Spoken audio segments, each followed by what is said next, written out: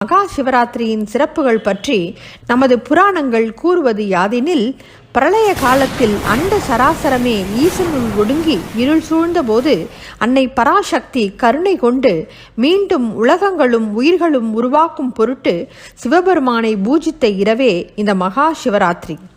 அன்னையின் வேண்டுதலை ஏற்று மீண்டும் அண்ட சராசரங்களை படைத்த இறைவனிடம் யார் ஒருவர் இந்த மகா சிவராத்திரியிலே விரதம் இருந்து இறைவனை வழிபடுகின்றார்களோ அவர்களுக்கும் வேண்டும் வரமருள வேண்டும் என்று அன்னை பராசக்தி கேட்டுக்கொள்ள அவ்வாறே ஆகுக என்று ஈசனும் வரமளித்தார்.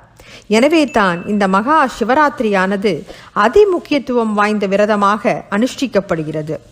அது மட்டுமல்ல, அடிமுடியை காண சென்ற பிரம்மதேவர் மற்றும் மகாவிஷ்ணுவுக்கு லிங்கரூப தரிசனம் வழங்கிய நாளும் இந்த மகா சிவராத்திரியே. சிவபெருமான் பார்வதி தேவிக்கு தன் இடபாகத்தில் இடமளித்ததும் இந்த மகா